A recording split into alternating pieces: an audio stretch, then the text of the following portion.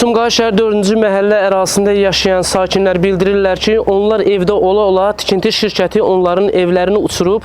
Hazırda biz həmin ünvandayıq. Qeyd edim ki, burada Mahal MTK tərəfindən tikinti işləri həyata keçirilir.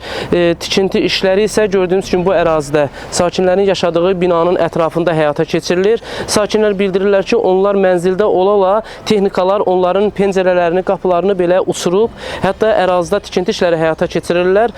Mövcud vəziyyət isə olduqca acınacaqlı görsənir. Sakinlər bildirirlər ki, məhz bu səbəbdən onlar mənzildə yaşamağa belə qorxurlar.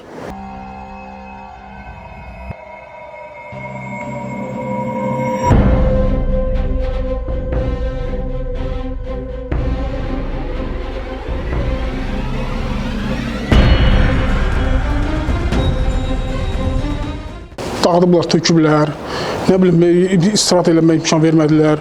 Paxımlar qoca var, yaşlı var, xəstə var. Mən özüm paralimpiyam. Hal-hazırda insult keçirmişəm. 3 ay bundan öncə atam dünyası dəyişdi. Nəyə görə? Bunlar bax bizim bu gördüyünüz kimi buraları hasarlayıblar, bizə baskın eləyirlər, təzyiq eləyirlər. Atam da o qədər fikir elədi ki, xəstəlik tutub dünyasını dəyişdi. 2 həftədə bundan öncə anam insult keçirdi. Hal-hazırda evdə yatır, yataqda yatır. Mənim evimin kvadratı 45 kvadratdır. Buna nə qədər pul istəmişsiniz?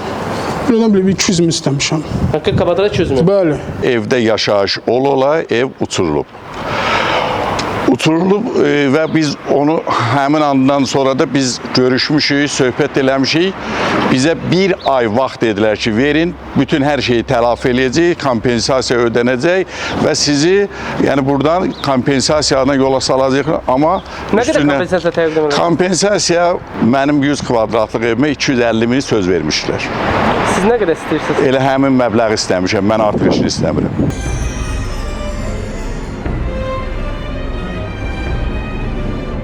Ərazidə yaşayan sakinlər iddia edirlər ki, onlar evdə ola-ola onların evini dağıtmışsınız. Yəni, hətta istifadə eləmişsiniz texnikalardan, pəncərələrini, qapılarını dağıtmışsınız. Yəni, bu nə dərəcədə doğrudur? Yəni, ərazidə tikinti aparırsınız bildiyimizə görə. Yəni, bu vətəndaşlarla razılığa da belə gəlməmişsiniz. Yəni, bu necə ola bilər? Yəni, bununla bağlı ətraflı məlumat verəsiniz. Yəni, həmin vətəndaşlar evdə ola-ola o hadisəni törətmişsiniz? Xeyr, bu bir yanlış bir fikirdir. Bu şərdir, böhtandır vətəndaş tərəfindən şirkətə qarşı. Və hal-hazırda o vətəndaşlar ev mənzillərində yaşayırlar. Hər bir şəraitləri də var. Qazdan, sudan, işıqdan istifadə edilir. Heç bir, yəni biz razılıq olmadan vətəndaşın mənzilini sökə bilmərik. Onların işləri məhkəmədədir. Sumqayıt şəhər məhkəməsindədir. İndi hal-hazırda apellyasiyadadır. İnşallah gözləyirik apellyasiya yekunlaşsın. İddiamızı da təmin ediblər. Orada yalnız deməli əlavə kvadratdan söhbət gedir, bir də təmir, bir də kirə.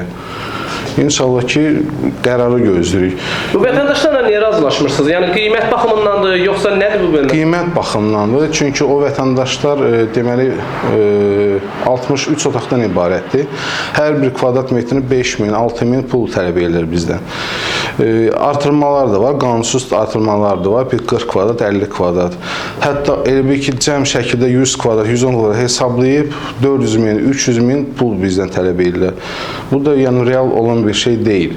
Biz onlara vaxtında kompensasiya da təklif eləmişik. Siz nə qədər təklif eləmişsiniz hər kvadratına? 2000. 2000. Yəni, bugün Sumqayıt şəhərinin köçürülən vətəndaşların burada o binadan söhbət gedirsə 80% vətəndaşlar köçübdür. 2000-dən də kompensasiya alıblar. Bizdən bəzi vətəndaşlar ev mənzil götürüblər, əvəzləşmə olub. Yəni, indiki vətəndaşlar isə bu qiymətlə razılaşmırlar? Xeyr, onlar razılaşmır. Onlar 1 kvadrat metr üçün 6000-5000 pul istəyirlər.